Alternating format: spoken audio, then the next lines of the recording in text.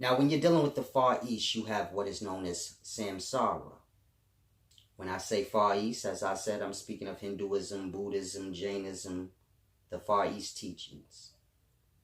They have what is known as samsara, which is the never-ending wheel or cycles of life and death.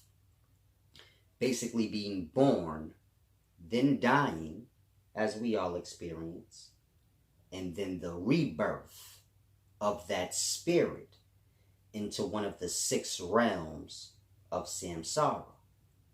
Now, samsara is the life side of the coin as well as the death side of the coin. So samsara is what we know as life. Life consisting of both living and dying.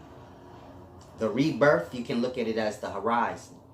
And so it makes that cycle or that wheel a never-ending cycle or a never-ending term.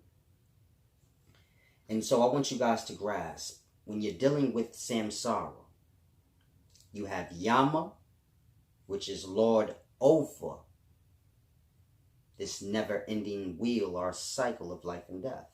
You also have Yami, which is the female counterpart. Now, I want you guys to grasp, Yama and Yami are Lord over samsara.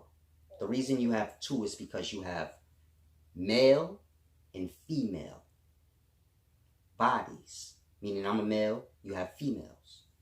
And so the whole life is like that. You have male worlds, you have female worlds. All worlds are body.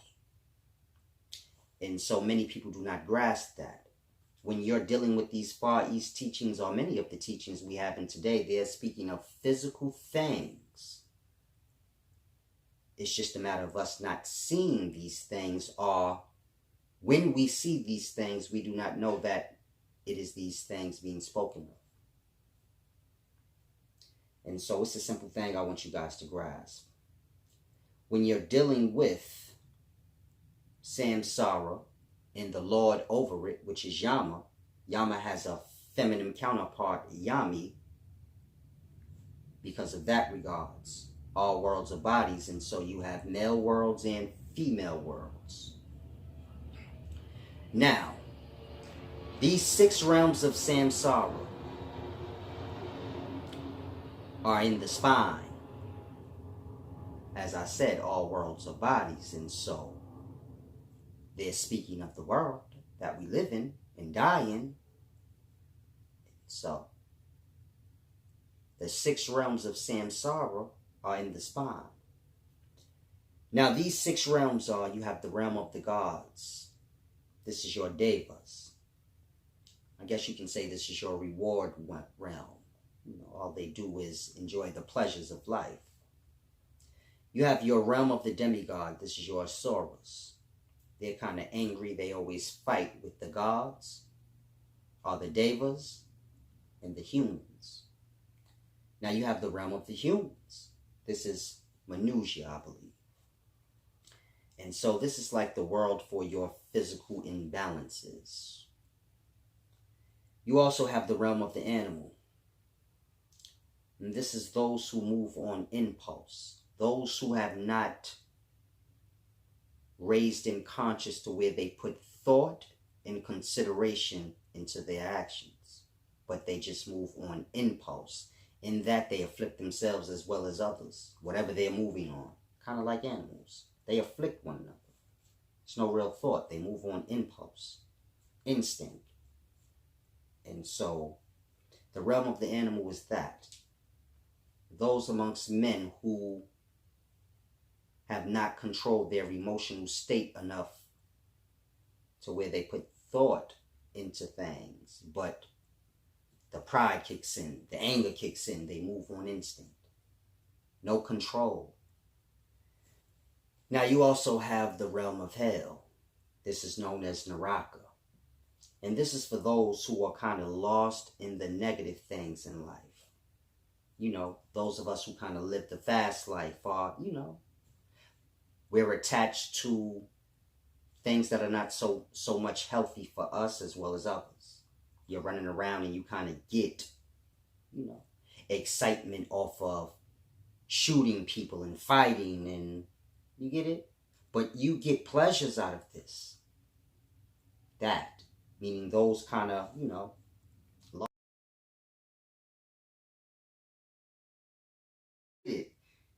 I'm fulfilled. I don't need to indulge into anything else anymore.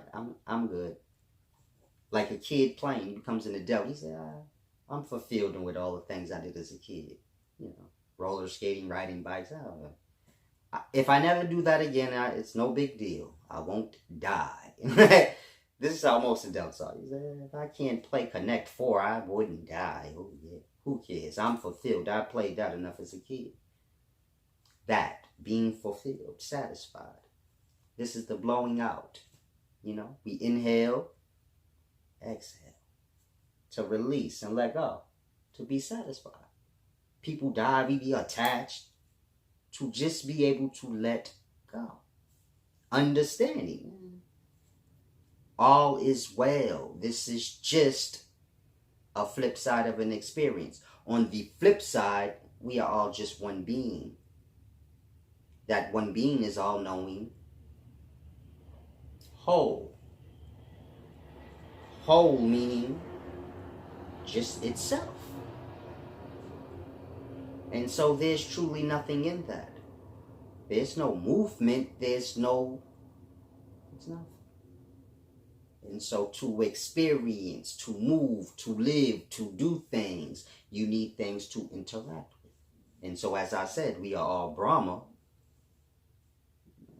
On the flip side, meaning Brahma is whole and all-knowing. And so you are Brahma experiencing life, not known, not whole, meaning you are you, I am me.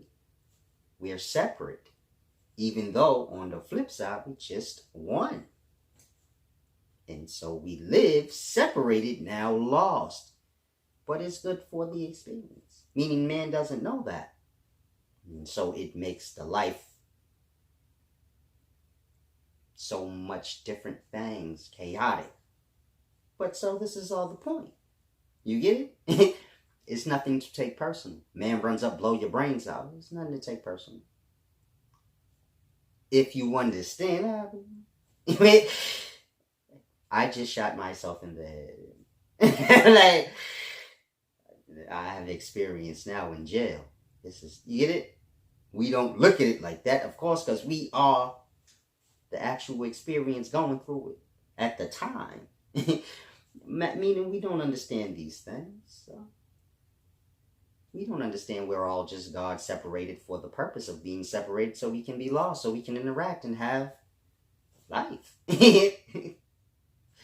So it's a beautiful, deep thing. It's like unity. We all are here, being as though God is whole and all-knowing. Once God is separated into all the many things you see, meaning me, you, this thing, that thing, all is pulling to still be what it is, which is God. All-knowing, whole. So we like, no, you got to be like this. You got to be like that. This is how it go. What you doing? We reaching to have control and be all-knowing. We say, man, I'm living in this life. I don't even know what's going on. We get aggravated because, you get it? God is lost now. He don't like it. This is us all individually. God is lost. He don't like it. Because he doesn't understand. I manifested for this purpose, to not know and to experience that part. Not knowing. Not being whole. And so we all pulling to, be whole and all-knowing. And in that, it makes for conflict because that's not the point. The whole point of God, you can say, manifesting into the multiplicity of things you see, was for that purpose. Not knowing, not having control, experiencing that. And so this is what we do. And so we try to unify. Say, man, unity. If we can just all unify, one thought, one mind, one body type of movement, we'd be good. Life would be great. It wouldn't. Life is what it is for that purpose. To be separated. We are all already coming from a whole, a unity, a one mind. We already coming from that. To be individual, to be separate, to be lost, and to just experience, not being all-knowing. You just kind of flow through. This is God experience and not knowing. In us not knowing that, we reach to unify. In that, you get conflict because God manifested this way for that purpose, to not know. All we need to be unified on is that everyone be individual, have freedom to express themselves without being judged. Good morning, lovely spirits. It's the wise one here, Mr. Solace Knowledge. All praises to the horizon. Peace, wealth, and wisdom. Now, this morning I want to discuss life and death with you guys. In the Far East, they call it samsara, meaning when you're dealing with Buddhism, Jainism, Hinduism, the Far East teachings. They call the never-ending cycle of life and death that we experience samsara. And so I want to discuss this cycle of life and death that we all experience and are living right now. Because it's very important in regards to you as an eternal consciousness. We tend to tie everything to the physical. We never take a moment to think, what is life like if all one had was their thoughts? Meaning, you have your body, you have physical things to distract you from your thoughts. Imagine if all you had were your thoughts. Kind of like a man in prison, in solitude confinement. And so all he has truly is his thoughts. And so if the thoughts are not pure, if the experience if one's life experience were not positive, well, he has to sit kind of with all that negativity. There's nowhere to direct it or spread it out to. It's kind of stuck with you. And so that's why I say, our lives in eternity, meaning you're conscious. Of course, you experience life through the physical. You have dreams, so that gives you a sense of experience of life without the body. But so there's still movement and, distraction. Now just imagine, oneself with just oneself. Not even your physical body to look at to distract you, but just your thoughts. This being you, your consciousness. This is what consciousness is. This is what existing is as just consciousness. It's a matter of that. Meaning, no movement, no action, but just your thoughts. And so if one has no experience, no thoughts, so I guess this is good. But now if one has an abundance of thought from past experience, so this is all there is with them, meaning this is this company. This is the company of that conscious. And so I'm trying to paint the picture so you guys can grasp in depth you as just consciousness. I know it's hard because we have a physical body. Like I said, this is a distraction. Even if you're sitting still, but you still can start to play with your hands or look around. And I want you to kind of grasp oneself just like if your eyes are closed and you're sitting in darkness, there's nothing to see. There's nowhere to move. And so your thoughts become your company. And so hopefully those thoughts, are pure, are positive.